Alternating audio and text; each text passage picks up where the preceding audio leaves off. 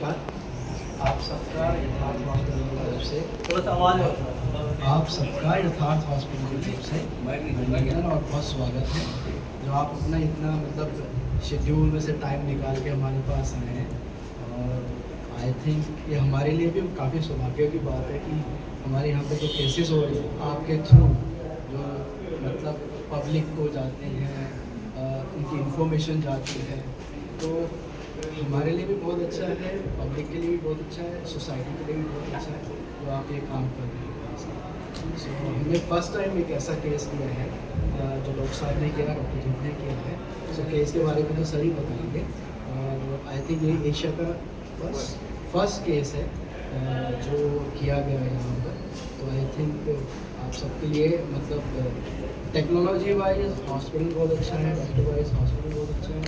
हम यही चाहते हैं कि जितनी अच्छी टेक्नोलॉजी हो उससे डायग्नोस बहुत इजी हो जाता है फॉर डॉक्टर्स, और डॉक्टर्स इतने मतलब सक्षम है यहाँ पर कि हर तरह का ट्रीटमेंट कर सकते हैं।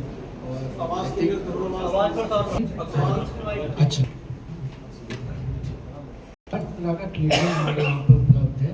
और आई थिंक ये जो केस हुआ है एशिया का फर्स्ट केस हुआ है हमारे यहाँ पर, और आई थिंक आप लोगों के सौजन्य से जो ये इन्फॉर्मेशन डॉक्टर्स के पास जाती है, सोसाइटीज़ के पास जाती है, उससे मतलब यही है कि जो एक प्रोग्राम रन होता है, जो एक चीज़ें रन होती हैं, एक जो डर होता है मतलब एक पेशेंट को डर होता है कि हम कहाँ जाएं, कैसे करें, यहाँ ट्रीटमेंट भी और आपका मतलब सेफ़ हैंड में, जो कहते हैं कि डॉक्टर्स यहाँ पे काफ़ी सेफ़ है और आपका ट्रीटमेंट एक सेफ़ हैंड हॉस्पिटल में होता है।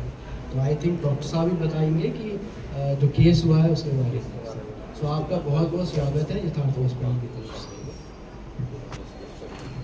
बैठ के हो जाएगा आराम से। नमस्कार आप सबको, मेरा नाम डॉक्टर ध्रुव मिश्रा है एंड आप सबको बहुत वार्म वेलकम यथार्थ फरीदाबाद में सेक्रेटेरिएट में। हम बहुत थैंकफुल हैं कि आप अपने कीमती समय में से कुछ समय निकाल के हमारे पास आए, ताकि आपके सौजन्य से हम जो प्रोसीजर्स कर रहे हैं, जो पेशेंट के लिए अच्छा काम कर रहे हैं, वो हम लोगों तक, पब्लिक तक पहुंचा पाए।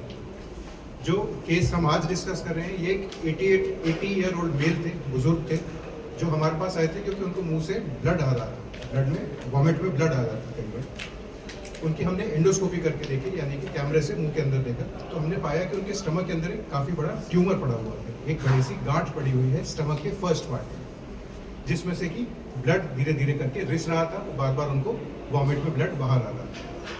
पहले तो हमने एंडोस्कोपी से उस ट्यूमर की, उस गांठ की ब्लीडिंग को रोका, और फिर देखा कि वो कितना बड़ा है, किस साइज़ का है, कैसा है। उनका सीटी स्कैन भी हुआ, जिससे हमें ये पता चला कि वो ट्यूमर कितनी साइज़ का है, अंदर कितना धंसा हुआ है, और उसके लिए हमें आगे क्या करना है। आमतौर पर अभी तक ऐसे ट्यूमर्स के लिए, ऐसी गांठों के लिए सर्जरी की आवश्यकता पड़ती है। सर्जरी थोड़ी सी बड़ी सर्जरी होती है, उसमें पेट का एक हिस्सा काट कर निकाल दिया जाता है और पेट को छोटी आंच से जोड़ दिया जाता है।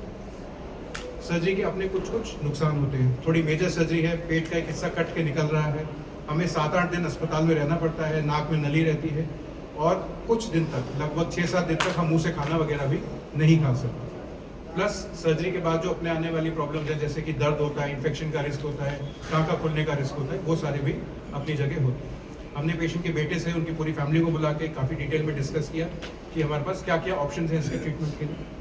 हमने उनको बताया कि इसके लिए एक नई डिवाइस आई है, एंडोस्कोपिक डिवाइस, यानी कि जो मुंह के द्वारा ही बाहर से बिना किसी चीरा काटे के, बिना किसी इंसिजन स्कार के इस ट्यूमर को निकालने में सक्षम है। ये डिवाइस अभी तक यूरोप में यूज़ होती थी, जर्मनी में कई बार यूज़ हुई है, स्वीडन में यूज़ हुई है, इंडिया में, चाइना में, एशिया में, पूरे एशिया में आज तक ये डिवाइस यूज़ नहीं हुई। मैं इससे पहले जिस अस्पताल में था, वहाँ हम बाहर जाते थे, हमने इस डिवाइस पे ट्रेनिंग करी थी, हम बाहर की कंट्रीज़ में ये डिवाइस के बारे में सीख कर आए थे। परंतु इंडिया में क्योंकि लोगों को इतनी शायद अवेयरनेस नहीं थी, क्योंकि कॉस्ट इश्यूज थे, तो ये डिवाइस अवेलेबल नहीं थे। हमने पता किया, वो डिवाइस हमारी अवेलेबल थी, हमारे हॉस्पिटल में उसके सारे क्लियरेंसेस थे, तो it was very easy for us कि हम वो डिवाइस एक्वायर कर पाए एंड उनको सारा रिस्क, सारा बेनिफिट समझाते हुए हम उस प्रक्रिया के लिए आगे बढ़े। ड्यूरिंग द प्रोसीजर ये पूरा बेहोशी में होता है, एनेस्थीसिया में होता है, इसमें कोई पेशेंट को जग रहे हो या कोई दर्द कष्ट पीड़ा हो, ऐसा सवाल ही नहीं होता। पूरा प्रक्रिया मुंह के द्वारा होता है। हम अंदर गए, एंडोस्कोप से उस ट्यूमर को देखा, डिवाइस से उसको पकड़ा एंड एक फुल थिकनेस रिसेक्शन किया। फुल थिकनेस मतलब पेट की जितनी भी परतें हैं, जितनी भी लेयर हैं, सब की सबको पकड़कर एक साथ उस ट्यूमर को निकाल दिया। फायदा क्या है कि पहली बार और सबसे ज़रूरी बात, हमने स्टमक को, नॉर्मल टिश्यू को नहीं निकाला। सर्जरी में हमें ट्यूमर के साथ साथ नॉर्मल टिश्यू को भी निकालने की ज़रूरत पड़ती। नॉर्मल स्टमक बिल्कुल अंदर है, हमने सिर्फ अफेक्टेड ट्यूमर और उसके अराउंड का 1.5 सेंटीमीटर का इतना मात्र टिश्यू निकाला, बाकी पूरा स्टमक अंदर। कोई बाहर से चीरा काटा नहीं, कोई पेन नहीं। प्रोसीजर के 3 से 4 मिनट बाद वो पूरी तरीके से होश में, 2-3 घंटे बेहोश रहे, ऐसी वाली जनरल एनेस्थीसिया नहीं यूज होती। 4 घंटे बाद हमने उनको मुंह से पानी पिलाना शुरू कर दिया। 6 घंटे बाद हमने खाना खिलाना शुरू कर दिया एंड 24 घंटे के भीतर भीतर हम उनको डिस्चार्ज कर पाए। नो पेन, नो फीवर, खाना खाते हुए अपने पैर से चलते हुए आए थे, चलते हुए वापस गए and completely avoiding surgery, we were able to send him home within 24 hours. तो ये पेशेंट के लिए भी बहुत अच्छा हुआ, स्पेशली फॉर 80-year-old मैन जो शायद सर्जरी ना टॉलरेट कर पाते हैं। सर्जरी में उनको बहुत सारी और कठिनाइयाँ होती हैं। प्लस जो सबसे ज़्यादा डर लगता है, पेशेंट को लगता है कि भाई सर्जरी के बाद दर्द बहुत होगा, टाँका खुल जाएगा, टाँके में से पस आने लगेगा, इन्फेक्शन हो जाएगा। वो सारी चीज़ें बाईपास हो जाती हैं क्योंकि बाहर से कोई चीरा काटा इंसिजन है ही नहीं। जो भी प्रक्रिया है वो अंदर मुंह के द्वारा हो रही है, it is all being done internally, तो बाहर से उनको कोई प्रॉब्लम नहीं है। And it is almost miracle कि हम जिस टाइम में जी रहे हैं, पेशेंट सुबह कैंसर के साथ आया, ट्यूमर के साथ आया और 24 घंटे के अंदर कैंसर फ्री, ट्यूमर फ्री वो अपने घर वापस लौट गए। उसके 1 दिन बाद वो उड़ीसा से आए थे, उन्होंने अपनी फ्लाइट पकड़ी और वापस उड़ीसा घर। टोटल 48 घंटे में आए, जांचें हुई, सीटी हुआ, ट्यूमर निकाला गया, 48 घंटे बाद फ्लाइट पकड़कर वो घर पहुँचे। तो इससे हमें भी बहुत खुशी हुई कि हम अपने हॉस्पिटल में इस प्रकार की कोई प्रोसीजर प्रक्रिया कर पा रहे हैं जो पेशेंट के लिए इतनी ज़्यादा बेनिफिशियल है। तो इन शॉर्ट यही था प्रोसीजर के बारे में। This is called an endoscopic full thickness resection. Endoscopic यानी कि हम कैमरा से कर रहे हैं, फुल थिकनेस मतलब हम ट्यूमर और उसके नीचे की परतों को भी पूरा निकाल रहे हैं ताकि दोबारा इस ट्यूमर के बनने की कोई चांस ना आए। सर, जी सर, ये साधारण ट्यूमर था या कैंसर का? ये कैंसर का ट्यूमर था। इसको न्यूरो एंडोक्राइन ट्यूमर बोलते हैं, NET बोलते हैं। कीमो या रेडियोथेरेपी करने की जरूरत नहीं सर, जब हमने इसको फुल थिकनेस निकाल दिया, पूरा बेस समेत निकाल दिया और पूरा का पूरा बाहर आ गया, हम उसको बाद में उसमें माइक्रोस्कोप में देखते हैं, बायोप्सी में देखते हैं। दोबारा होने के चांस है? नहीं, इसमें ना कीमो की जरूरत पड़ी, ना रेडियोथेरेपी की। दोबारा होने का चांस तभी होता है जब वो अंदर टिश्यू रह जाता है या उसका बेस रह जाता है। जब हम फुल थिकनेस निकाल देते हैं तो आगे चल के 2 साल, 5 साल, 10 साल बाद उसके होने की संभावना नहीं रहती, बिल्कुल भी। क्या खर्चा इस सर्जरी को करने में? ये थोड़ी महंगी सर्जरी होती है क्योंकि इसका डिवाइस जो इंस्ट्रूमेंट यूज़ करते हैं वो लगभग 1.5-2 लाख रुपए का आता है। यूजुअली सर्जरी, हॉस्पिटल सब कुछ मिला के लगभग 2.5 लाख रुपीज़ में ये पूरा प्रोसीजर हो जाता है। अगर हम सर्जरी से कंपेयर करें, लैप्रोस्कोपिक रोबोटिक सर्जरी से, उसका भी खर्चा लगभग 3-4 लाख रुपए आता है। प्लस हमें 7-8 दिन हॉस्पिटल में रहना पड़ता है। पेशेंट को भी परेशानी होती है, परिजनों को भी परेशानी होती है। अगर हम सेम चीज़ कम कॉस्ट में 1 दिन में कर पा रहे हैं तो इससे बेहतर कुछ नहीं है। बेनिफिट होता है इसमें पेशेंट को। शॉर्ट स्टे है, आप बिना किसी ब्लीड के, बिना किसी मतलब इन्फेक्शन से आप दूसरे दिन घर जा सकते हैं, अपने काम पे जा सकते हैं। तो डॉक्टर साहब बता रहे जैसे आप एशिया की पहली वो है जी, पहली सर्जरी है जी। तो इसमें कितना रिस्क माना कि आपने, जैसे बाहर पे ये एक्सपेरिमेंट हो चुका था, यहाँ पर एक्सपेरिमेंट करने के लिए उसमें क्या क्या रिस्क फैक्टर थे, आपके सामने कुछ चुनौतियों के सामने आया नहीं आया? तो चुनौती हमेशा ये होती है सर, अभी तक हम सेम प्रोसीजर कर रहे थे लेकिन अलग प्रकार की डिवाइस से कर रहे थे। उसमें ब्लीडिंग ज़्यादा होती है, उसमें इन्फेक्शन का रिस्क होता है, हमें ज़्यादा बड़ा टिश्यू काट के निकालना पड़ता है, लगभग 5-6 centimetre area we have to cut out along with the tumour. With this newer device, क्योंकि हम इसमें ट्रेनिंग ले चुके हैं, हम स्पेसिफिकली 6-6 हफ्ते के लिए बाहर जाके इसमें सिर्फ फेलोशिप करके आ चुके हैं, we were very comfortable with the device. हम बाहर की कंट्रीज में कंट्रोल्ड एनवायरनमेंट में इस पर काफ़ी बार ट्रेनिंग ले चुके हैं। तो पेशेंट को समझा के काउंसिल करके कि भाई नई डिवाइस है लेकिन हम इसमें पूरी तरीके से ट्रेंड हैं, कॉन्फिडेंट हैं, सक्षम हैं, तभी हम प्रोसीजर के लिए आगे बढ़े। प्रोसीजर के दौरान हमें किसी प्रकार की प्रॉब्लम। ये तो हो गया कि आपने जो क्या किस तरह आपने एंडोस्कोपी जी, ये तकनीक या जो दूसरे हिस्से में कैंसर होता है जी। किसी बॉडी पार्ट्स के अंदर, जी। क्या इस तकनीक से या इसी तरह की कोई और तकनीक से भी क्या नाम हो चीज़ों का बगैर चीरा फाड़ी करे या कुछ काटे हुए निकाले हुए उसका भी इस्तेमाल किया जाता है? बिल्कुल किया जा सकता है। तो जो भी ट्यूमर्स हैं जो अर्ली स्टेज में पकड़े गए हैं, 2 सेंटीमीटर, 3 सेंटीमीटर, इवन 4 सेंटीमीटर तक के ट्यूमर्स, उन सबको एंडोस्कोपिकली या फिर इसको बोलते हैं डिवाइस असिस्टेड ट्यूमर रिसेक्शन। हमने एक डिवाइस लेके ट्यूमर को रिसेक्ट कर दिया, निकाल दिया पूरा। वो खाने की नली, पेट, छोटी आँख एंड बड़ी आँख, चारों ऑर्गन्स में हम इजीली यूज़ कर सकते हैं। हमारे यहाँ पे भी हम रूटीनली कर रहे हैं एज अ नॉर्मल प्रोसीजर। हम इतने छोटे ट्यूमर्स के लिए पूरे ऑर्गन को निकालने की वजह, इसीलिए इसको बोलते हैं ऑर्गन प्रिजर्विंग सर्जरी। पहले स्टमक में ट्यूमर था, पूरा स्टमक बाहर निकाला, आँख में ट्यूमर था, आधी आँख बाहर निकाला। अब उसकी आवश्यकता नहीं पड़ती। आप सिर्फ लोकलाइज्ड जो ट्यूमर है एंड उसके आसपास का मेरी 1-1.5 सेंटीमीटर का रिम मार्जिन निकाल सकते हैं, बाकी ऑर्गन को निकालने की आवश्यकता नहीं है।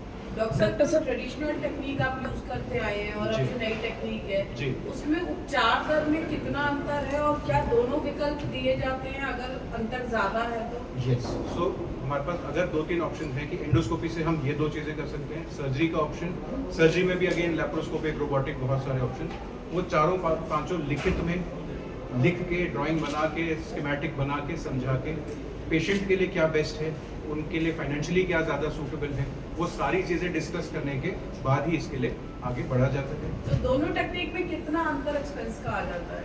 जो हम स्टैंडर्ड कर रहे थे उस डिवाइस में और इस डिवाइस में लगभग 30-35,000 रुपीज़ का फर्क, विच इज़ बेयरली एनीथिंग कंसिडरिंग कि हम सर्जरी के 8 दिन के प्रोसीजर से बच रहे हैं, हम 3-4 लाख और बड़े खर्चे से बाहर चीरा काटा है सबसे बच रहे हैं। 20-30 हज़ार रिस्क फैक्टर भी डाउन जाता है। डेफिनेटली कम जाता है, डेफिनेटली कम जाता है। प्लस जो चीज़ ज़्यादातर लोग नहीं रियलाइज करते कि हम आगे होके उस आगे चलकर कैंसर के दोबारा बनने के रिस्क को भी खत्म कर रहे हैं। हम सिर्फ ऊपर से ट्यूमर नहीं निकाल रहे हैं, हम नीचे से उसकी सारी लेयर्स को भी निकाल रहे हैं ताकि दोबारा उस जगह पे ट्यूमर कभी नहीं बन सके। ट्यूमर जो हुआ है, जो ट्यूमर होता है, तो जैसे कि फर्स्ट स्टेज की आप बात कर रहे हैं, सेकंड स्टेज भी, लास्ट स्टेज है, थर्ड स्टेज भी बोल देते हैं लास्ट स्टेज है, तो उसमें भी इस तकनीक का इस्तेमाल करके बचाया जा सकता है। एक बार ट्यूमर फैल गया या बहुत बड़ा हो गया या वो आसपास के अंग में प्रोट्रूड कर रहा है, टच कर रहा है, ग्रो कर गया, तो फिर उसको ऐसे भी और ज़्यादातर केसेस में सर्जरी से निकालना बहुत मुश्किल होता है। इसीलिए अवेयरनेस की ज़रूरत है आपके माध्यम से, सोशल मीडिया के माध्यम से, कि जब भी हमारे कोई ट्यूमर गांठ हो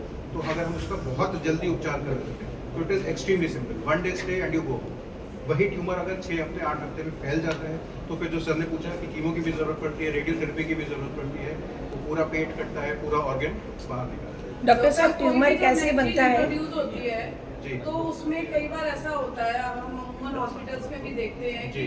10 केसेस में से अगर 9 फेल हो गए और 1 सक्सेस हुआ जी। तो उस एक सक्सेसफुल केस की जो है हिस्ट्री बताई जाती है। तो Right. इसका सक्सेस रेट क्या है, लोग कैसे विश्वास करें, क्योंकि नई चीज को अडॉप्ट करने में अभी Time वो मानसिकता नहीं है लोगों वेरी को। गुड, मैं इसी क्वेश्चन का वेट कर रहा था, क्योंकि ये जो हम डिवाइस यूज़ कर रहे हैं, ये डिवाइस भले ही नहीं है, जो प्रोसीजर है वो हम बहुत सालों से करते आ रहे हैं।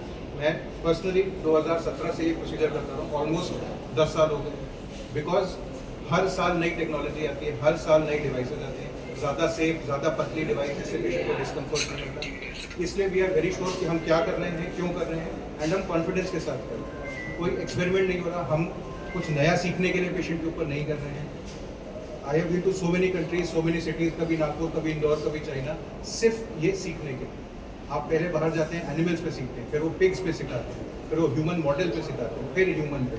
तो 4-5 साल की ट्रेनिंग के बाद आप इस स्थिति पे आते हैं कि आप कॉन्फिडेंस से बोल सकते हैं कि हाँ हम कर सकते हैं, which is why the patient fluent from Odisha specifically to Faridabad, specifically इस प्रोसीजर। डॉक्टर साहब, ट्यूमर बनता है, कैंसर का रूप लेता है, तो क्या इसका खान पान से रिलेटेड है या क्या है? थोड़ा सा बताएं, क्या इसके सिम्टम्स हैं? मैम, स्टमक के और जी। इंटेस्टाइन के ट्यूमर्स का बहुत ज़्यादा खान पान से रिलेशन होता है, स्पेसिफिकली 2-3 चीज़ों से। एक तो जो हम ओरल टोबैको लेते हैं, गुटखा, पान, तंबाकू, जितना भी चुप रहा है।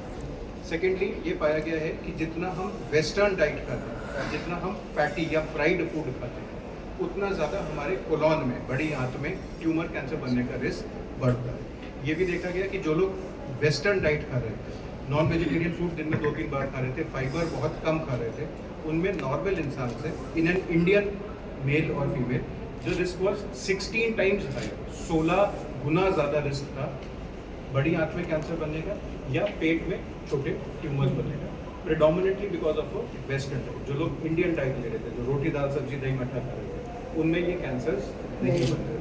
तो it is again that we are going back to conventional wisdom कि जो आपका लोकल फूड है, जो आपका लोकली सोर्स्ड फूड है, वो खाने से आपको इन सब चीज़ों से सर, death बचना। सर जिस डिवाइस की आप बात, जी सर डिवाइस मीन्स टूल, जी या उस डिवाइस को वहाँ लगाया गया जहाँ ऑपरेशन, जहाँ ट्यूमर आपने निकाला है, या कोई टूल है? सर ये एक इंस्ट्रूमेंट है जिसको हम अपने एंडोस्कोप के थ्रू पास करते हैं। वो स्पेसिफिकली डिजाइन होते हैं, अलग अलग साइजेस के होते हैं डिपेंडिंग कि ट्यूमर कितना बड़ा है। ऑपरेशन टूल है। एक हाँ एक इंस्ट्रूमेंट मान लीजिए, एक इंस्ट्रूमेंट